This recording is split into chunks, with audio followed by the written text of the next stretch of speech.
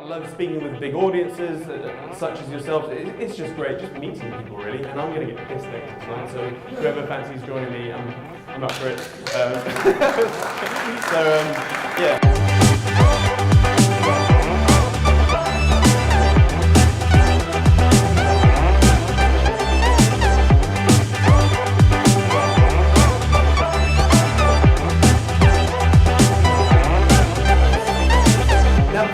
There's a thing called survivorship bias. Hands up who's familiar with survivorship bias.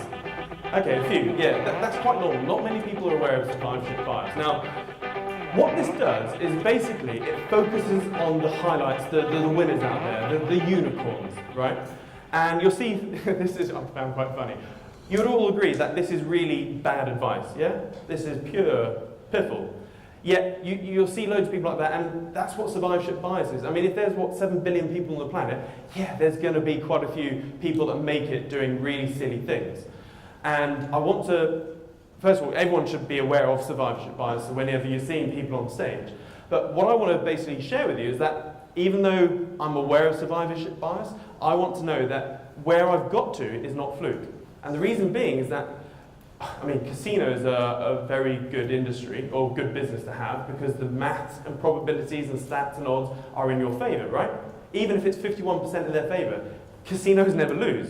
So what I do with trading and investing is I put maths, stats and probabilities and odds on my side. So I know that I can never lose. Fact, I'll show you, literally it's a fact, I cannot lose over the long run. Yeah, the thing is, I have no super secret sauce. I don't. Anyone that does say that they got some super secret sauce is just lying, so run away. I'm just an average bloke with distinctly average qualities from Norfolk in the UK, and I've learned from trial and, fat fingers. I've learned from trial and many, many errors. So I lost 50k in my first year of trading. I once lost 15 grand under a minute. In 2015, I lost £110,000 every single month for 4 months in a row. Now, it was it's all about percentages, so it may sound a lot, and yeah, it is a lot, but as a percentage of the account, I wasn't scared in that front. However, waking up every day and checking your phone or the screen going, oh, fuck, I'm 100k down, it's like, or I'm 20k down or whatever, it hurts, right? And I've got a video on my YouTube channel somewhere. Because I walk around this field when I walk my dog, I was depressed. I was like, this is what depression looks like. I'm 400k down over the last 4 months.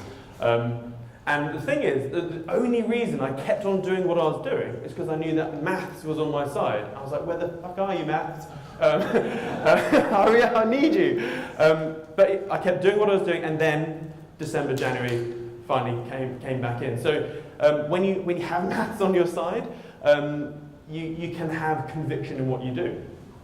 So, an investment and trading presentation wouldn't be complete without a picture of Warren Buffett, right?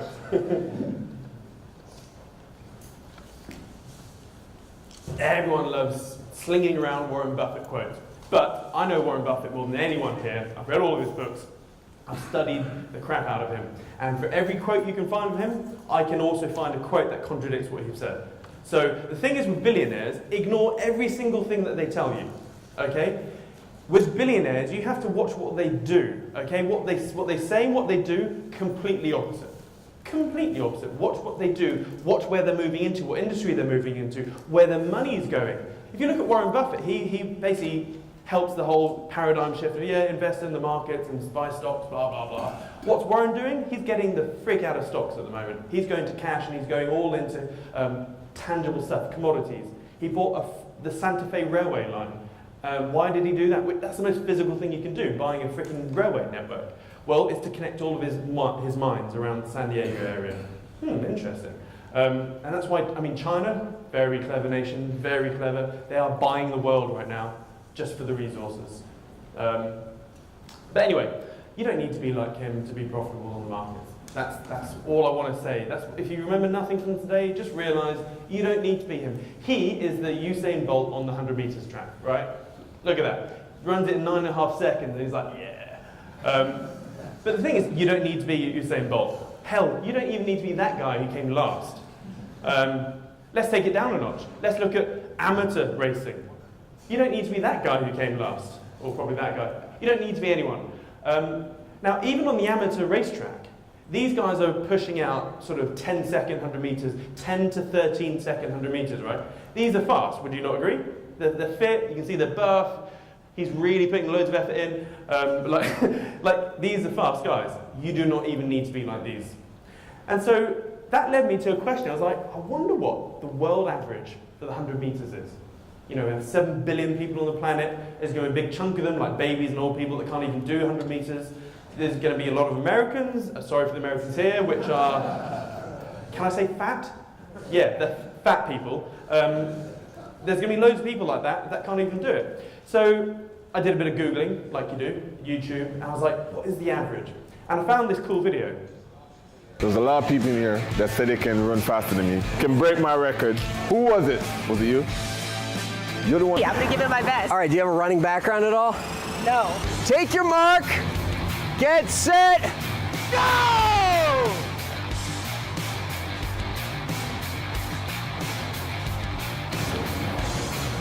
Go on, get home, get home.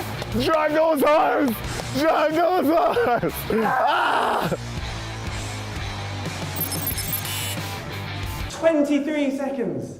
She was not fat. She looked in shape, right? Average person, I would say, an average lady. 23 seconds. So what do you think the world average is? It has to be over 40 seconds. At least, yeah? Probably a minute. So all I'm trying to say is that if you can run the 100 meters under 20 seconds, that's respectable. If you can make 7% on the markets per year, that is also respectable.